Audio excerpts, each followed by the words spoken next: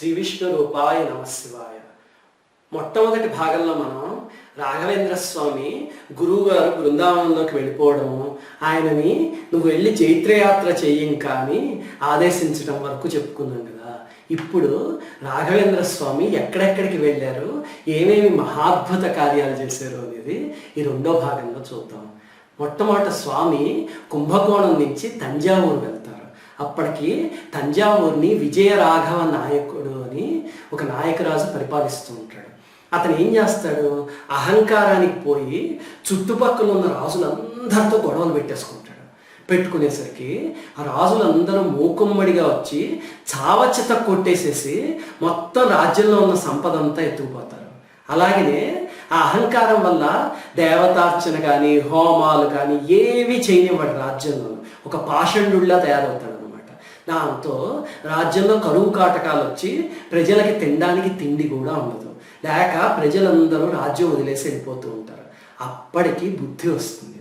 వచ్చి అయ్యో నా ప్రజలందరూ వదిలేసి వెళ్ళిపోతే ఇంకా నేను దేన్ని పరిపాలిస్తాను, గోడలు మిగులుతాయంటే ఆ గోడలు పరిపాలించుకోవాలి నేనని చెప్పి అప్పుడు ఎలాగా ఈ విపత్తు నుంచి బయటపడ్డాము అని ఆలోచిస్తాడు. అప్పుడు మంత్రులు చెప్తారు, మహారాజా రాఘవేంద్ర స్వామి ఉన్నారు కదా, ఆయన అయితే ఇలాంటి కష్టాన్ని చాలా తేలిగ్గా తీర్చగలరు. మీరు వెళ్ళి వేడుకొని ఆయన్ని ఇక్కడికి తీసుకురండి.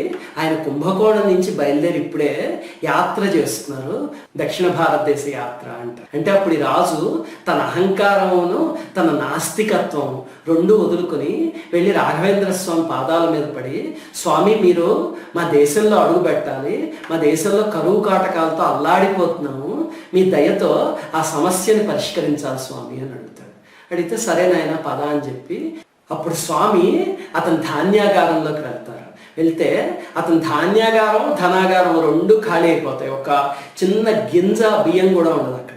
ఉండకపోతే అప్పుడు స్వామి అక్కడ ఒక గోడ మీద రామబీజ మంత్రం రాసి అతన్ని భార్యని కూర్చోబెట్టి 3 రోజులు అక్కడ దీక్షనిచ్చి రాముల వారికి అర్చన చేయిస్తారు. చేయించేసరికి మరి చేయించింది సామాన్యుల రాఘవేంద్ర స్వామి కదా. 4వ రోజు అయ్యేసరికి అందరు ప్రజలు మంత్రులు అందరూ చూస్తూ ఉండగా ఆకాశంలోంచి ధాన్యం అక్షయంగా కురుస్తుంది అన్నమాట. కురిస్తే ప్రజలందరూ అన్నాళ్ళు తిండి లేక అల్లాడిపోయిన వాళ్ళందరూ బస్తాలు తీసుకొచ్చి బస్తాలు ఇంటికి పట్టుకుపోతే అప్పటికి కూడా ఆ ధాన్యాగారం నిండిపోయి ఉంటుంది అనమాట. అప్పుడు రాజు చూసి ఆశ్చర్యపోయి అబ్బా ఎంత శక్తి అయినది అని చెప్పి ఎలాగ తీర్చుకోవాలి ఈ రుణం. అందుకని ఆ రాజు దగ్గర ఒక గొప్ప వజ్రాల హారం ఉంటుంది. అది విజయనగర ప్రభువులు ఇచ్చిన హారం అన్నమాట, చాలా విలువైంది. అది తీసుకొచ్చి రాఘవేంద్ర స్వామికి ఇస్తాడు. ఇచ్చి స్వామి ఇదిగో ఈ హారం మీరు తీసుకోండి నా తృప్తి కోసం. అంటే ఆయన బలేవాడివే, నేను సన్యాసిని, బంగారం వజ్రాలు ఇవన్నీ నేను ఏం చేసుకుంటాను, నేను అలాంటివి తాకనైనా తాకూడదు, నాకు వద్దవి నువ్వు ఉంచుకో, ఇది నా ధర్మం, నేను నిర్వర్తించాను అంతేనా ప్రజల కోసం అంటారు. అంటే లేదు స్వామి ఎట్టి పరిస్థితుల్లోనూ మీరు తీసుకోవాల్సిందే. అంటే ఆయన నేను సన్యాసిని అయ్యా, నేనేం చేసుకుంటాను హారాన్ని అంటారు. ఆయన మీకు తోచింది చేయండి స్వామి, ఏది చేస్తే చేయండి, ఈ హారం మాత్రం స్వీకరించండి అని చెప్పి బలవంతంగా ఇస్తే సరే అక్కడ పెట్టు అని ఉంచుతారు. ఆయన ఏం చేస్తారో రాజు వెళ్ళాక గొప్ప యజ్ఞం చేసి ఆ యజ్ఞంలో ఆఖరణ ఈ హారాన్ని తీసుకెళ్ళి అగ్నికి ఆహుతి ఇచ్చేస్తారు అనమాట. అది రాజుకి తెలుస్తుంది. తెలిసి అల్లాడిపోతాడు.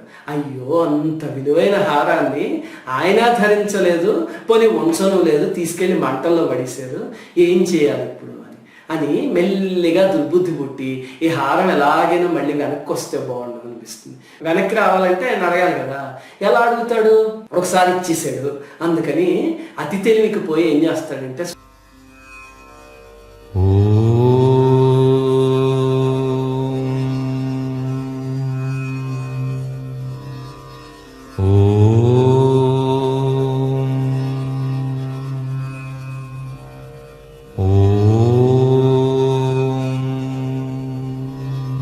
స్వామి దగ్గరికి వెళ్ళి స్వామి మొన్న మీకు ఒక హారం ఇచ్చాను కదా, నేను ఆ హారం లాంటిది ఒకటి నకలు చేద్దామని చూస్తున్నాను నా రాజ్యంలోకి, అందుకని ఒక్కసారి ఆ హారం ఇవ్వండి అని అడుగుతాడు.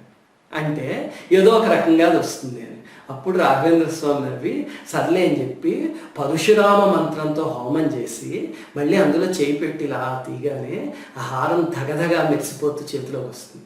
అప్పుడు ఆ రాజుకి ఇచ్చి, అందుకే ఇంక ఇప్పటి నుంచి ఇలాంటి దానాలు ఎప్పుడు చేయకు, దానం అనేది మనం చేస్తే మళ్ళీ అసలు దాని గురించి మనం పట్టించుకోకూడదు, అడగకూడదు, ఇంకా దాని మీద మనకి అర్హత లేదు. అంతేగాని ఒకసారి దానం చేసిన దాని మీద మళ్ళీ మనకి ఆశ పుట్టింది అంటే అది మహాపాపం, పట్టుకో అని చెప్పి అతనికి ఇచ్చేస్తారనమాట. దాంతో అతని పాదాల మీద పడి, స్వామి నన్ను క్షమించండి, ఇదిగో ఇలాంటి దుర్బుద్ధి వల్లే ఇంతకు ముందు దెబ్బతిన్నాను, మళ్ళీ అందులోకే వెళ్ళాను నేను, నా పాపానికి ప్రాయశ్చిత్తం లేదు, మీరే కరుణించాలి, మీరు మా రాజ్యంలో ఉండిపోతే ఎప్పటికీ రాజ్యం ఇలా సుభిక్షంగానే ఉంటుంది, ఇంకా ఏ లోటు ఉండదు, నేను కూడా మిమ్మల్ని సేవించుకుంటూ ఉంటాను అంటాడు. అంటే అప్పుడు స్వామి అంటారు, నేను ఒక చోట ఉండిపోయే ప్రణాళిక కాదు నాది, నేను చాలా సంవత్సరాల పాటు తిరగాలి దేశం అంతాను, అందుకని నేను వెళ్తాను. కానీ ఒక విషయం గుర్తుపెట్టుకో, ఏ రాజ్యంలో ఏ దేశంలో అయితే ప్రజలందరూ భగవంతుడి వైపు దృష్టి పెట్టి దేవతలు ప్రీతి పొందేలాగా యజ్ఞాలు అలాంటివి ఎవరైతే భక్తితో చేస్తారో ఆ రాజ్యంలో ఎప్పుడూ కరువు కాటకాలు ఉండవు, ఆ రాజ్యం ఎప్పుడూ సుభిక్షంగానే ఉంటుంది. అలా జరిగేలా నీ రాజ్యంలో జాగ్రత్త తీసుకో. అలాగే నువ్వు ఇంతకు ముందు పాషండుడివి కదా, అంటే నాస్తికుడివి కదా నువ్వు, అలాగా నీ రాజ్యంలో నాస్తికత్వం ప్రబలిపోయి ప్రజలు భగవంతుడి నుంచి దూరం అయిపోతున్నారు అనుకో, అప్పుడు వాళ్ళని సరైన మార్గంలో పెట్టి నువ్వు ప్రభువి కాబట్టి వాళ్ళ చేత అవి చేయిస్తే ఇంక ఏ నాడు నీకు ఏ లోటు ఉండదు అని చెప్పి ఆయన అభయం ఇస్తారనమాట. అక్కడి నుంచి స్వామి తిరునల్వేలి వెళ్తారు. తమిళనాడులో తిరునల్వేలి ఉంది కదా, ఆ ప్రదేశానికి. అక్కడ స్వామి వెళ్ళగానే ఇంకా అక్కడ ఉన్న పండితులందరూ ఆయనకి బ్రహ్మరథం పట్టేసి చాలా అఖండ గౌరవంతో చూస్తారు. ఈ లోపల ఏమవుతుంది, అక్కడ ఒక శూద్రుడు ఉంటాడు అనమాట. అతను ఒకరోజు స్వామి ఒంటరిగా స్నానం చేయడానికి వెళ్ళినప్పుడు వెళ్ళి ఆయన పాదాల మీద పడి, స్వామి నన్ను మీరే అనుగ్రహించాలి అంటాడు అని ఏడుస్తాడు. పాపం ఏడిస్తే, ఏం నాయన ఏం జరిగింది అంటారు. అంటే స్వామి నాకు పూజ చెయ్యాలన్నా వేదాలు చదువుకోవాలన్నా విపరీతమైన ఆసక్తి, కానీ నేను శూద్రుని కదా, ఎవ్వరూ నన్ను అటు పక్కకి రానివ్వట్లేదు స్వామి, మీరు దయ తలిస్తే కనుక వేద విద్య వస్తుంది, ఏదో ఒక రకంగా మీరు దయ చూడండి అంటారు. అంటే అప్పుడు ఆయన సంతోషించి, ఆయన వేదం నేర్చుకోవాలి అని ఉంది అని అడిగేవాళ్లే అరుదైపోయారు, ఏదో ఈ కోరిక కావాలి ఆ కోరిక కావాలి, డబ్బులు కావాలి పిల్లలు కావాలని అడిగేవాళ్లే తప్ప బ్రహ్మజ్ఞానం కావాలని అడిగేవాడు ఎవడున్నాడయ్యా. అందుకని చాలా సంతోషం వేసింది. వేదం చదువుకోవడానికి అర్హత బ్రాహ్మణుడు అయి ఉండాలని కదా, బ్రాహ్మణుడు అంటే బ్రహ్మజ్ఞానం మీద ఆసక్తి ఉన్నవాడు అని అర్థం. నువ్వు ఏ కులంలో పుట్టినా సరే నీలో ఆసక్తి చూసా నేను, తప్పకుండా చదువుకుంది కానీ ఉండు అని చెప్పి ఆయన స్నానం అయిపోయాక అతన్ని తీసుకువెళ్ళి అక్కడ మూలరాముడికి అర్చన అభిషేకం చేస్తారు కదా, ఆ తీర్థం తీసి అతని మీద చల్లుతారు. చల్లి అప్పుడు అంటారు, ఇక నుంచి నువ్వు వేదం నేర్చుకో, నీకు బ్రహ్మాండంగా వంట పడుతుంది వేదము, గొప్ప వేద పండితుడు అవుతావు అని. అంతే. ఇంతసేపు అక్కడ ఆయన్ని గౌరవించిన పండితులు ఉన్నారు చూడండి, వాళ్ళందరికీ అసలు కోపం వచ్చి అదేంటి ఒకడెవన్నో తీసుకొచ్చి అర్హత లేని వాడిని వేదం నేర్చేసుకోమంటారా, అలా ఎలా కుదురుతుంది అని. అంటే స్వామి అంటారు, అర్హత ఆసక్తిని బట్టి వస్తుందయ్యా, అంతేగాని అతను పుట్టిన కులాన్ని బట్టి కాదు. అతనిలో ఆసక్తి ఉంది, కాకపోతే అతనిలో చిన్న చిన్న మాలిన్యాలు ఉన్నాయి మనసులోను, అవి నేను ఈ మంత్రజలం జల్లేసరికి పోయి శుద్ధి అయిపోయాడు, అందుకని అతనికి చదువుకునే అర్హత వచ్చింది అని చెప్తారు స్వామి. చెప్తే ఇంతకాలం స్వామి మహత్తు తెలిసిన వాళ్ళకు కూడా ఆ క్షణం అహంకారం వచ్చేస్తుంది అనమాట. అంటే ఈ శాస్త్రం చదువుకుంటే అదొక రకమైన అహంకారాన్ని ఇస్తుంది.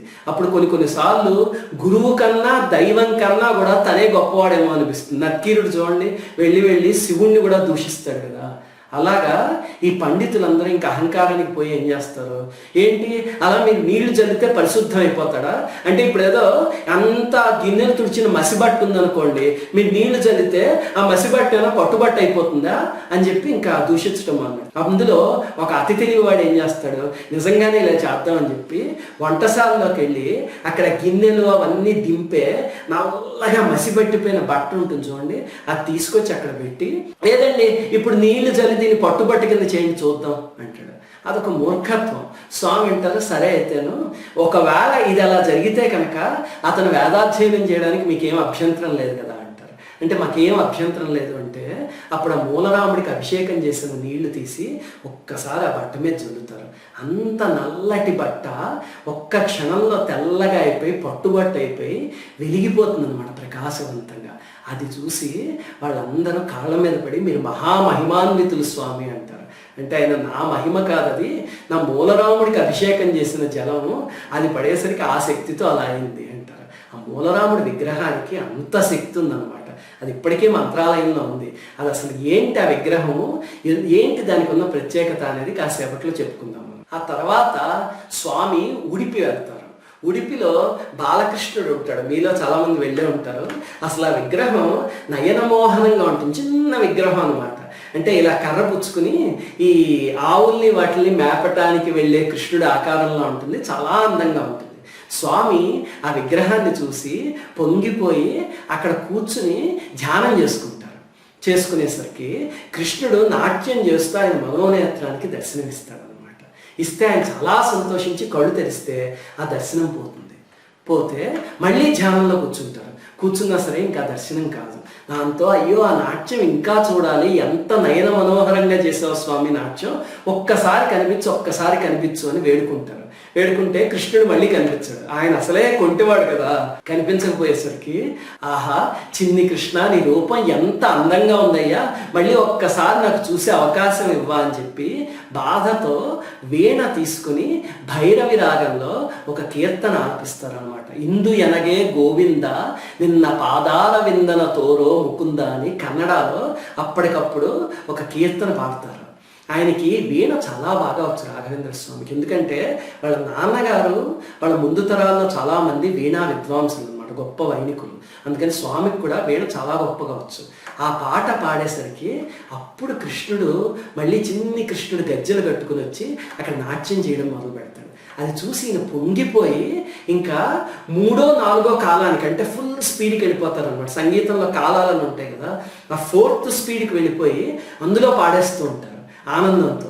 కృష్ణుడు కూడా ఆ వేగానికి నృత్యం చేసేస్తూ ఒక చోటకు వచ్చాక నా చిన్ని పాదాలు నొప్పెడుతున్నాయ్యా, ఇంకా ఆపు ఇప్పటికేనాను అంటాడు. అనేసరికి అప్పుడు రాఘవేంద్ర స్వామి అయ్యయ్యో స్వామి నేను అది ఆలోచించలేదే, నీ దర్శనంలో తన్మయుణ్ణి అయిపోయి అలా చేసుకుంటూ వెళ్ళిపోయాను, అయ్యో నీ బుజ్జి పాదాలు నొచ్చుకున్నాయా స్వామి, ఏమి ఇలా తీసుకురా అని చెప్పి చిన్ని కృష్ణుడి పాదాలు తన తొడ మీద పెట్టుకుని మెల్లగా ఒత్తుతారనమాట. ఒత్తి అయ్యో ఈ కుసుమ కోమలమైన పాదాల్ని నేను ఎంత బాధ పెట్టానయ్యా కృష్ణయ్య అని చెప్పి బాధపడతారు. ఆ భక్తి చూసి కృష్ణుడు పొంగిపోయి రాఘవేంద్ర నీకు ఒక విగ్రహాన్ని అనుగ్రహిస్తాను, ఆ విగ్రహంలో ఎప్పటికీ నేను వచ్చి ఉంటాను, ఇక్కడ ఉడిపిలో ఉన్నట్టేను, అది నీతో ఉంచుకో అని చెప్తారు అనమాట. ఆ తర్వాత రాఘవేంద్ర స్వామి దగ్గరికి ఒక కృష్ణ విగ్రహం వస్తుంది. అది ఇప్పటికీ మంత్రాలయంలో ఉంది. ఆ విగ్రహంలో అపురూపమైన శ్రీకృష్ణుడి శక్తి ఇప్పటికి కూడా ఉంది. అక్కడ కొన్నాళ్ళు నుండి స్వామి అక్కడి నుంచి పండరీపురం వెళ్దాము అని బయలుదేరతారు. దారిలో ఒక డిజర్టెడ్ ఏరియా ఒకటి ఉంటుందన్నమాట, ఒక ఎడారి లాంటి ప్రదేశం. అంటే అక్కడ మొక్కలు కానీ ఏముండవు, మంచినీళ్ళు ఉండవు, ఎండ, అలాంటి ప్రదేశానికి వస్తారు. ఈయనతో పాటు ఈయన శిష్యులు, అలాగే శిష్యుల కుటుంబాలు కొంతమంది, వాళ్ళందరూ ఉంటారన్నమాట. అందరం మధ్యాహ్న సమయంలో ఆ ఎడారి లాంటి ప్రదేశానికి వచ్చేసరికి ఏమవుతుందంటే అందులో ఉన్న ఒక ఆవిడ నిండు గర్భిణి, ఆవిడకి హఠాత్తుగా నొప్పులు మొదలయ్యి బాగా నొప్పులు వచ్చేస్తాయి, పురిటి నొప్పులు వస్తే ఏం చేయాలో అర్థం కాదు. అక్కడ ఎక్కడ నీళ్లు ఉండవు, అలాగే ఎక్కడైనా కూర్చోబెడదామంటే ఒక ఆచ్ఛాదన కూడా ఉండదు. ఏం చేయాలి ఇంకా? అప్పుడు జనాలందరూ స్వామి ఇప్పుడు ఏం చేయాలి అంటే నేను చెప్తాను ఉండండి అని చెప్పి ఆయన కమండలం అక్కడ పెడతారు. ఒక్కసారి వరుణదేవుణ్ణి అందులోకి ఆవాహన చేసేసరికి ఆ కమండలంలోంచి అక్షయంగా జలధార వస్తుంది అనమాట. ఒక ఫౌంటైన్లోంచి ఎలా వస్తుందో అలాగా నీటి బొగ్గ పొంగిపోయి అలా బయటకు వస్తుంది.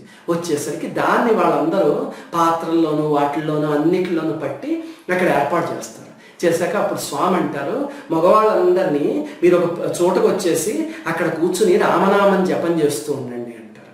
అందరు మగవాళ్ళు ఇక్కడికి వస్తే అప్పుడు ఆడవాళ్ళందరినీ మీరు ఆ తల్లిని బండి మీద పడుకోబెట్టండి అని చెప్పి అక్కడ ఒక ఎడ్ల బండి మీద పడుకోబెట్టిస్తారు. దానికి పైన ఆచ్ఛాదన ఉండదు. అప్పుడు స్వామి తన మీద ఉన్న శాలువా తీసి ఒక్కసారి మంత్రించి ఇలా విసురుతారు అంతే. విసరగానే ఆ శాలువా వెళ్ళి ఆ బండి పైన ఒక రూఫ్ ఎలా ఉంటుందో అలాగా అందరూ చూస్తూ ఉండగా గాలిలో నిలబడిపోతుంది ఆ శాలువా. నిలబడిపోతే ఆహా ఏమి మహత్తరా ఇది అని చెప్పి అప్పుడు ఆడవాళ్ళందరూ కలిసి ఆవిడకి ప్రసవం చేస్తారు అనమాట. ఆ తర్వాత పుట్టిన బిడ్డని స్వామి ఆశీర్వదించి మళ్ళీ వాళ్ళందరినీ తీసుకుని పండరీపురానికి బయలుదేరుతారు. అక్కడ పండరీపురంలో స్వామి మొట్టమొదట చంద్రభాగా నదికి వెళ్ళి ఆ నదిలో స్నానం చేసి ఆ నది ఒడ్డున కూర్చుని జపం చేసుకుంటారు. మనం ఎప్పుడైనా మన భారతదేశంలో ఉన్న పవిత్రమైన నదుల్లో స్నానం చేస్తున్నాం అనుకోండి, మనకి ఈ రకమైన స్పృహ ఉండాలి. మొట్టమొదట మన నదులే ఎంతో పవిత్రం. ఇప్పుడు గంగా నది, నర్మదా నది, గోదావరి ఇలాంటి నదుల్ని తీసుకుంటే వాటిని ఎప్పుడు మామూలు నీళ్లు కదా అనే భావంతో చూడకండి. వాటిలో ఎంతో శక్తి ఉంటుంది. ఉపాసన చేస్తే మనకు అందులో ఉన్న దేవతా శక్తి ఏంటి అనేది అర్థమవుతుంది. అందుకే మన బొమ్మల్లో నదులందరినీ స్త్రీమూర్తుల కింద చూపిస్తూ ఉంటారు కదా. దాన్ని ఈ ఉపాసన ఇలాంటివి తెలియని వాళ్ళందరూ అదేంటి నది అంటే అమ్మాయి బొమ్మ వేశారు అని అడుగుతారు. అది ఉపాసన చేస్తే అప్పుడు అర్థమవుతుంది అవన్నీ ఎలాంటి దేవతా శక్తులు అనేది. ఆయన చంద్రభాగలో స్నానం చేసి అక్కడ కూర్చుని జపం చేసుకున్నారు అంటే ఆ ప్రదేశం ఎంత పునీతం అయిపోయి ఉంటుంది చెప్పండి. అలాగా యావత్ భారతదేశం ఎంతోమంది మహాత్ములు ఎన్నో పుణ్యనదుల దగ్గరికి వెళ్ళి స్నానం చేసి ఆ పక్కనే ఉన్న ప్రదేశాల్లో కూర్చుని జపం చేసుకున్నవి కొన్ని వేల సన్నివేశాలు ఉన్నాయి. మనం ఏం చేస్తామంటే అలాంటి నది దగ్గరికి వెళ్ళినప్పుడు ఆ స్పృహ లేకుండా కొంతమంది అయితే పిల్లల చేత అక్కడ నది పక్కనే మూత్ర విసర్జన అలాంటివి చేయించేస్తూ ఉంటారు. ఎంత ఘోరం చెప్పండి. అలాగే నానా చెత్త క్యారీ బ్యాగులు ఇవన్నీ తీసుకెళ్ళి చెత్తా చెదారం ఏదైనా ఉంటే నదిని ఒక డస్ట్బిన్ కింద వాడుకుంటాం కానీ తప్ప మనము అక్కడికి వెళ్ళి డస్ట్బిన్లో వెయ్యాలి అని చూడం. ఎవడైనా తిడితే అప్పుడు చేస్తాం అంతే. లేకపోతే ఎవడు చూడకపోతే తీసుకెళ్ళే క్యారీ బ్యాగులు అవన్నీ ఆ నదిలో పడేస్తాం. అలాంటి పనులు చేసేటప్పుడు ఒక్కసారి ఆలోచించండి. మనం ఎక్కడైతే ఆ చెత్త పని చేస్తున్నామో అక్కడ ఎప్పుడో కొన్ని వందల సంవత్సరాల క్రితం రాఘవేంద్ర స్వామి లాంటి మహాత్ములు ఎవరైనా కూర్చుని ఉన్నారనుకోండి, అప్పుడు మనం చేసింది ఎంత అపచారం అవుతుంది చెప్పండి. ఆ స్పృహ ఉండాలి నది దగ్గరికి వెళ్ళినప్పుడు. ఆ తర్వాత స్వామి ఆ నదీ స్నానం చేసి పాండురంగడి దేవాలయంలోకి వెళ్తారు. వెళ్ళి అక్కడ పాండురంగడి విగ్రహాన్ని చూసి పొంగిపోయి ఆయన పాదాల మీద చేతులు పెట్టి తల ఆనుస్తారు. పండరీపురంలో అదొక గొప్పతనం. ఎవ్వరు వెళ్ళినా సరే లైన్లో నించుని వెళ్తే స్వామి విగ్రహంలో పాదాలను ముట్టుకుని తల అంచి దండం పెట్టుకోవచ్చు. అసలు నిజంగా మీరు భక్తితో వెళ్ళి ఆ విగ్రహాన్ని చూస్తే ఆయన ముఖం ఎంత సౌందర్యంతో ఉంటుందంటే నాకు ఇదివరకు అనిపించేది సక్కుబాయి, తుకారాము వీళ్ళందరూ ఏంటి పండరీపురం వెళ్ళాలి అని అంత ఆరాట పడిపోయారు. ఏదో వాళ్ళ ఊళ్ళో ఉన్న పాండురంగడి విగ్రహం చూసుకోవచ్చు కదా అని. ఒకసారి పండరీపురం వెళ్ళినప్పుడు ఆ పాదాలకి దండం పెట్టి ఆయన ముఖంలో చూస్తే అప్పుడు అర్థమైంది ఆ సౌందర్యం ఏంటో. ఎంత అద్భుతంగా ఉంటారో స్వామి. పండరీపురం వెళ్తే కనుక చూడండి చాలా అద్భుతంగా ఉంటారు అక్కడ. అప్పుడు రాఘవేంద్ర స్వామి పాదాల మీద తల పెట్టి పైకి చూడగానే పాండురంగడి మెడలో ఉన్న మాల వచ్చి రాఘవేంద్ర స్వామి మెడలో పడుతుంది. దాని అంతటదే వచ్చి ఇలా పడుతుంది అనమాట. అప్పుడు పూజారులు చూసి అయ్యి బాబోయ్ ఎవరో చాలా గొప్ప ఆయన అని చెప్పి ఆ సన్నిధానాన్ని స్వామికి వదిలేసి స్వామి ఇక్కడ మీరు కూర్చుని పాండురంగడిని స్తుతించండి అంటారు. అంటే అప్పుడు రాఘవేంద్ర స్వామి అక్కడ కూర్చుని పాండురంగడి మీద కొన్ని కీర్తనలు పాడతారు. పాడితే ఏమవుతుంది, ఆ పక్కనే ఒక స్తంభం ఉంటుంది అనమాట. ఆ స్తంభంలోంచి ఒక ఆయన కనిపించి ఆయన సంతోషంతో పొంగిపోతూ రాఘవేంద్ర స్వామి పాడే కీర్తనలకి తాళం వేస్తూ తంబూరం మీటుతూ ఉంటారు. రాఘవేంద్ర స్వామి ఎవరైనా స్తంభంలో కనిపిస్తోంది ఆకారం అని చెప్పి నమస్కారం చేసుకుంటే స్తంభంలోంచి ఆశీర్వదిస్తారు. అది అయిపోయాక పూజారులను పిలిచి ఈ స్తంభానికి ఏదైనా ప్రత్యేకత ఉందా అని అడుగుతారు. అడిగితే అప్పుడు పూజారులు అవును స్వామి ఎందుకు అలా అడుగుతున్నారు అంటే ఏమి లేదు, నేను ఇక్కడ కీర్తన పాడుతుంటే ఆ స్తంభంలో ఒక మహాపురుషుడు ఎవరో కనిపించి తంబూరం మీటుకుంటూ ఆయన ఆశీర్వదించారు అంటారు. అంటే అప్పుడు ఆహా స్వామి ఇది శక్తి అంటేను. ఆ స్తంభాన్ని పురంధరదాస్ స్తంభం అంటారు. అది ఎందుకు అంటారు అనేది మాకు ఇప్పటిదాకా తెలియదు. మా పూర్వీకులు అనేవాళ్ళు పురంధరదాస్ ఇదిగో ఈ స్తంభం రూపం తీసుకున్నారు అని. అంటే మేము స్తంభం రూపం తీసుకోవడం ఏంటా అనుకునే వాళ్ళము. ఇప్పుడు అర్థమైంది స్వామి మా పూర్వీకులు చెప్పిన మాట ఏంటో. మీలాంటి మహాత్ముల ద్వారా ఇలాంటి గొప్ప విషయాలు బయటకు వస్తాయి అని ఆయన పాదాల మీద పడిపోతారు. మనకు కూడా చూడండి ఇలాంటి అనుమానాలే వస్తాయి. ఇప్పుడు ఉదాహరణకి తిరుమలలో కులశేఖరాల వారి పడి అని ఒకటి ఉంటుంది. అక్కడ కులశేఖరాళ్వారని ఒక మహానుభావుడు గుమ్మం కింద అయిపోయారు. స్వామి నీ సన్నిధానంలో గుమ్మం కింద ఉన్న ఆ జన్మ ధన్యమయ్యా, అస్తమానం నిన్ను చూసుకోవచ్చు అని అలా అయిపోయారు. మనకు అనుమానం వస్తుంది, ఏంటి కులశేఖరాళ్వారు గుమ్మం ఎలా అయిపోతారు, మనిషి గుమ్మం అవుతారా, ఈ గుమ్మాన్ని తొక్కితే తప్పు ఏంటి? కొంతమంది నమస్కారం పెట్టుకెళ్తారు, కొంతమంది తొక్కుతూ ఉంటారు కూడా, ఏంటి తప్పు అని. ఇదిగో ఇలాంటి సంఘటనలు చూస్తే తెలుస్తుంది. ఆ కులశేఖరాళ్వారి శక్తి ఇప్పటికి కూడా ఆ గడపలో ఉంటుంది, కానీ మనకి కనిపించదు. ఉపాసనా పరులు ఎవరైనా చూస్తే వాళ్ళకి కనిపిస్తుంది. అలాంటివి నిరూపించడానికే రాఘవేంద్ర స్వామి లాంటి మహాత్ములు పుడుతూ ఉంటారు. మన ఋషులు ఏదైనా చెప్పారనుకోండి, అలాంటివి ఎప్పుడు మనం ఇది సైన్స్కి అందట్లేదు కదా, ఇది ఎందుకు నమ్మాలి అనుకోకూడదు. ఎందుకంటే మన ఋషులు ఇచ్చిన విజ్ఞానంలో సైన్స్కి అందేది ఒక 15% 20% అంతే. బియాండ్ సైన్స్ చాలా ఉంది. దాన్ని అందుకోవడానికి కొన్ని వేల సంవత్సరాలు పట్టచ్చేమో. అందుకని మనం చక్కగా పాటిస్తే దాని తాలూకు ఫలితం మనకు వస్తుంది. ఈ అతి తెలివికి పోయి ఇలాంటివి ప్రశ్నిస్తే ఆ ఫలితాన్ని కోల్పోతాం. ఆ తర్వాత స్వామి అక్కడి నుంచి కొల్హాపూర్ వెళ్ళారు. వెళ్తే అక్కడ శివాజీ మహారాజు ఉన్నారు. అప్పుడు శివాజీ మహారాజు కొల్హాపూర్లో చాలా కాలం ఉండేవారు. ఉండి ఆయన స్వామి పాదాల మీద పడి ఆశీస్సులు తీసుకుంటే అప్పుడు రాఘవేంద్ర స్వామి ఆశీర్వదించి, నువ్వు బ్రహ్మాండమైన కీర్తిమంతుడు అవుతావు, నీలాంటి పుత్రుణ్ణి కన్నందుకు భరతమాత పొంగిపోతుందయ్యా అని చెప్పి ఆశీర్వదిస్తారు. శివాజీ మహారాజ్ అంటే సామాన్యమైన రాజుల్లాంటి వాళ్ళు కాదు. ఆయనకి సమర్థ రామదాస స్వామి, రాఘవేంద్ర స్వామి, తుకారాం మహారాజు ఇలాంటి ఎందరో మహాత్ములు ఆశీస్సులు అందించారు. అందుకే అమ్మవారు సాక్షాత్కరించి ఒక ఖడ్గం ఇచ్చింది శివాజీ మహారాజ్కి. ఆ తర్వాత స్వామి నాసిక్ వెళ్తారన్నమాట. అక్కడ అందరూ చాలా సంతోషిస్తారు. ఒక యువకుడిని స్వామి దగ్గరికి తీసుకొస్తే ఆ యువకుడు ఆయన కాళ్ళ మీద పడి ఏడుస్తూ ఉంటాడు. ఏం మాట్లాడకపోయేసరికి ఎందుకు ఇతను ఇలా ఏడుస్తున్నాడు అని అడుగుతారు స్వామి. అడిగితే అప్పుడు ఆ చుట్టుపక్కల ఉన్న వాళ్ళు చెప్తారు, స్వామి ఇతను గొప్ప సంగీత విద్వాంసుడు, మీరంటే విపరీతమైన భక్తి, మీ కీర్తిని విని మీరు ఎప్పుడో అప్పుడు ఇక్కడికి వస్తారు ఈ నాసిక్ క్షేత్రానికి, వచ్చినప్పుడు మీ దగ్గర కూర్చుని సంగీత కచేరీ చెయ్యాలి అని ఇతని ఉద్దేశం. కానీ గత 2 సంవత్సరాల నుంచి ఇతను మూగవాడైపోయాడు స్వామి, హఠాత్తుగాను మాట రాదు నోటమాట, అందుకని ఏడుస్తున్నాడు అంటారు. అంటే స్వామి చూస్తే పాపం అతను ఏడుస్తూ ఉంటాడు అనమాట. అప్పుడు స్వామి అంటారు, సరే అయితేను ఈరోజు సాయంత్రం ఇతను కచేరీ ఏర్పాటు చేయండి, మేము వచ్చి వింటాము అంటారు.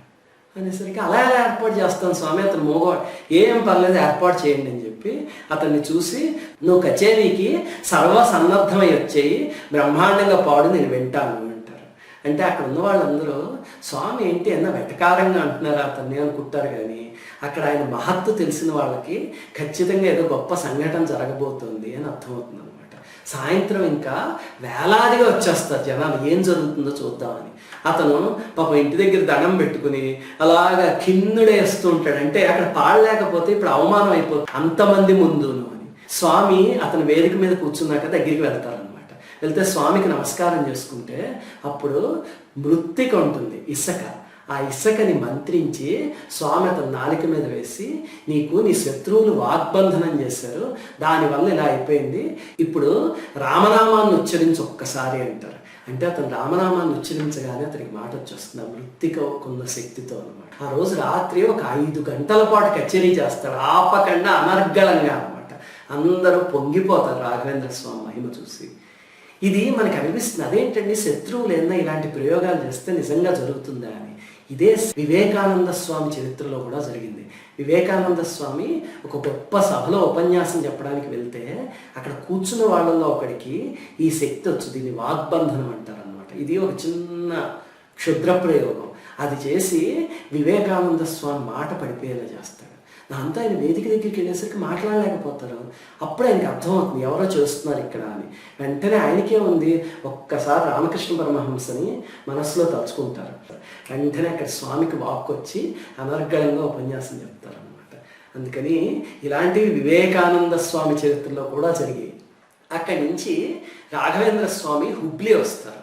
హుబ్లీ దగ్గర సవణూర్ అని ఒక ఊరు ఉందన్నమాట. అక్కడికి వచ్చేసరికి ఈ శిష్యులు అందరూ, స్వామి అలసిపోయాము, ఇక్కడ ఎక్కడైనా కాసేపు సేద తీరుతాం స్వామి అంటారు.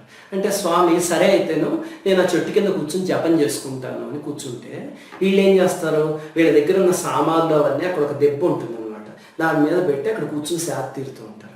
ఈ లోపల భటులు పరిగెత్తుకుంటూ వచ్చి మీకేమైనా బుద్ధి ఉందా లేదా, పదండి ఇక్కడి నుంచి వెళ్ళిపోండి అని చెప్పి గెంటేస్తారు.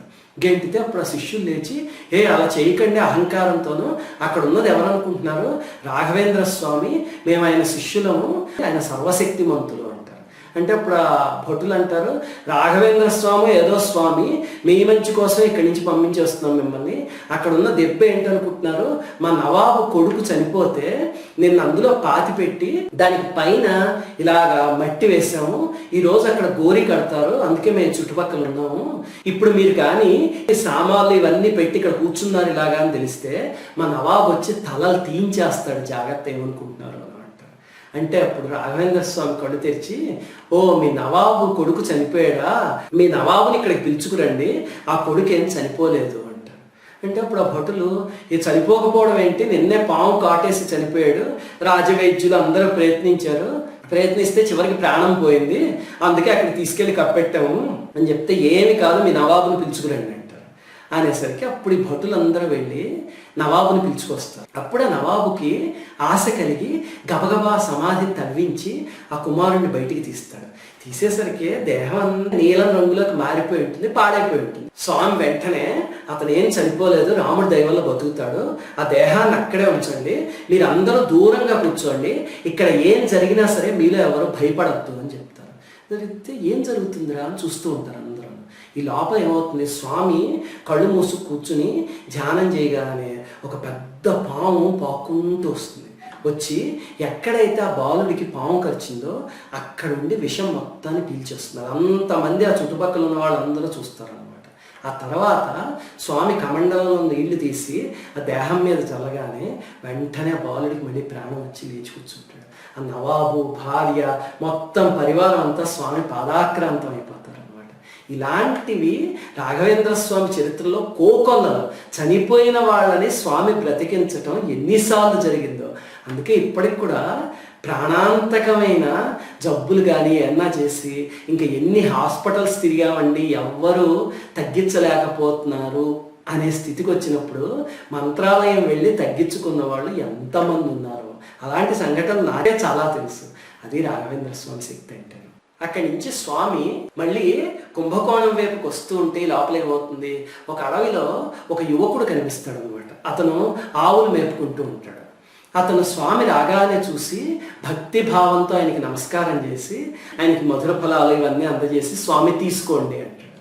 అప్పుడు స్వామి, ఎవరు నాయనా నువ్వు అంటారు. అంటే స్వామి, నా పేరు వెంకన్న, నా తల్లి తండ్రి చనిపోయాక నా బంధువులు ఆస్తి అంతా లాగేసుకుని నన్ను ఇలా పశువుల కాపరి కింద చేసేసారు.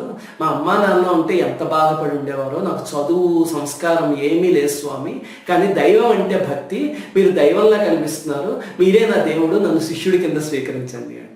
అంటే స్వామి సంతోషించి, సరే నాయన అలాగే స్వీకరిస్తాను అని అతను స్నానం చేసి రమ్మని అతని తల మీద చేయి పెట్టి ఆశీర్వదిస్తే అతను మహదానంద పడిపోయి, స్వామి నేను కూడా మీ శిష్యులతో పాటు వచ్చేస్తాను అంటాడు. అంటే స్వామి అంటారు, లేదు నువ్వు ఇక్కడే ఉండాలి, నువ్వు ఇక్కడ ఉంటే ఒక ప్రయోజనం ఉంది దానివల్ల, అలాగనే నీకు నేను ఒక మాట ఇస్తున్నాను, నీకు ఎప్పుడైనా ఆపద కలిగితే నన్ను తలుచుకో, నేను ఎక్కడున్నా సరే నీకు సహాయం చేస్తాను అనేసరికి అతను పొంగిపోయి, స్వామి చాలా సంతోషం, కానీ నన్ను కూడా మీతో పాటు తీసుకుపోండి అంటే, లేదు నాయన నువ్వు ఇక్కడే ఉండు, నీ బంధువులు నీకు ఎంత ద్రోహం చేసినా సరే నువ్వెప్పుడు దైవాన్ని నమ్ముకునే ఉన్నావు, ఆ సహనమే నీకు బ్రహ్మాండమైన జీవితాన్ని ఇవ్వబోతోంది, అందుకని నువ్వు ఇక్కడే ఉండు, నీకే తెలుస్తుంది తొందరలోనని చెప్పి బయలుదేరతారు స్వామి ఇక్కడి నుంచి. అప్పుడు స్వామికి చుట్టుపక్కల ఉన్న శిష్యులు ఉంటారు కదా, అందులో అప్పణాచార్య అని ఒక ఆయన, గురు వెంకటుడు అని ఒక ఆయన వాళ్ళు ఉంటారు. వాళ్ళకి అనుమానం వచ్చి, స్వామి మీరు ఎవ్వరికి ఇలా వరం ఇవ్వగా చూడలేదు మేము, అంటే ఏదో బాధ వస్తే తీరుస్తారు అంతే తప్ప ఇతనికి ఏంటండి ఇలా ఇచ్చేసారు వరం అసలు అంటే. చూడండి స్వామి దాదాపుగా చెప్పాలంటే బ్లాంక్ చెక్ మీద సంతకం పెట్టి ఇచ్చినట్టు ఇచ్చేసారు, నీ ఇష్టం ఏం రాసుకుంటావు రాసుకోవాలంటే, లేకపోతే నీకు ఎప్పుడు కష్టం వచ్చినా నన్ను తలుచుకో, నేను నీకు ఏదో ఒక రకంగా తీరుస్తాను అన్నారు అంటే అది ఎంత అభయం అది. అప్పుడు శిష్యులు ఎవ్వరికి మీరు ఇలా చేయలేదు కదా స్వామి, ఎందుకు ఇలా చేశారు అంటే, అప్పుడు స్వామి అంటారు లోక కళ్యాణం కోసము అని. అతనికి వరం ఇస్తే లోక కళ్యాణం ఏంటి అంటే మీకే తెలుస్తుంది తొందరలోనూ అంటారు. ఈ లోపల స్వామి దగ్గరికి 3 జ్యోతిష్యులు వస్తారు. వాళ్ళ 3 జ్యోతిష్యంలో చాలా గొప్పవాళ్ళు. వాళ్ళు స్వామి మీ జాతక చక్రాన్ని మేము పరిశీలిస్తాము, అనుమతి ఇవ్వండి అంటారు. అంటే స్వామి సరే పరిశీలించండి అంటే 3 వెళ్ళి వేరు వేరు ప్రదేశాల్లో కూర్చుని ఆ లెక్కలో అన్నీ వేస్తారనమాట. వేసి ఒక్కొక్కళ్ళే వస్తారు. వచ్చి ఆహా ఏమి జాతకం అండి, సాక్షాత్ భగవంతుడి జాతకం ఇది, చాలా సంతోషం వేసింది, ఇలాంటి జాతకాన్ని మేము చూడగలగడము, మీరు 76 సంవత్సరాల పాటు జీవించి ఉంటారు అని చెప్పేసి ఒక పండితుడు ఆయన ఆశీర్వచనం తీసుకుని వెళ్ళిపోతాడు. రెండో పండితుడు వచ్చి మళ్ళీ మొట్టమొదటి అతను చెప్పినట్టే అన్నీ చెప్పి మీరు మహాత్ములు స్వామి అని చెప్పి మీరు 300 సంవత్సరాల పాటు జీవిస్తారు అని చెప్తారు. చెప్తే శిష్యులందరూ ఆశ్చర్యపోయి చూస్తారు. ఈ లోపల 3వ అతను వచ్చి మళ్ళీ ఇదంతా చెప్పి స్వామి మీరు 700 సంవత్సరాల పాటు జీవిస్తారు అని చెప్తారు. చెప్పేసరికి శిష్యులకు అర్థం కాదు. స్వామి దగ్గరికి వెళ్ళి స్వామి వీళ్ళ 3లో ఎవరు చెప్పింది సరైంది అని అడుగుతారు. అడిగితే స్వామి 3 నిజమే అంటారు. అదేంటి స్వామి 3 ఎలా నిజం అవుతాయి అంటారు. అంటే అప్పుడు స్వామి కొన్నాళ్ళకి అదేంటి అనేది చెప్తారు. చాలా అద్భుతమైన విషయం అనమాట. అవన్నీ మనం ఇంకొక వీడియోలో చూద్దాం. అసలు ఆ వెంకన్నకి ఇచ్చిన వరం లోక కళ్యాణం ఎలా అయింది, అలాగే 3 జ్యోతిష్యులు చెప్పింది నిజం ఎలా అయింది, అసలు మూలరాముడు అంటే ఏంటి, ఇవన్నీ ఇంకో భాగంలో చూద్దాం. శ్రీమాత్రే నమః. ఆగండి, ఈ వీడియోని అప్పుడే క్లోజ్ చేయొద్దు. ఈ వీడియో కనుక మీకు నచ్చినట్టయితే ఇలాంటి మరిన్ని వీడియోస్ చూడాలనుకుంటే మా ఛానల్కి సబ్స్క్రైబ్ చేయండి. కింద ఉన్న సబ్స్క్రైబ్ బటన్ పైన క్లిక్ చేయండి. మేము చేసే కొత్త వీడియోస్ గురించి మీకు తొందరగా తెలుస్తుంది.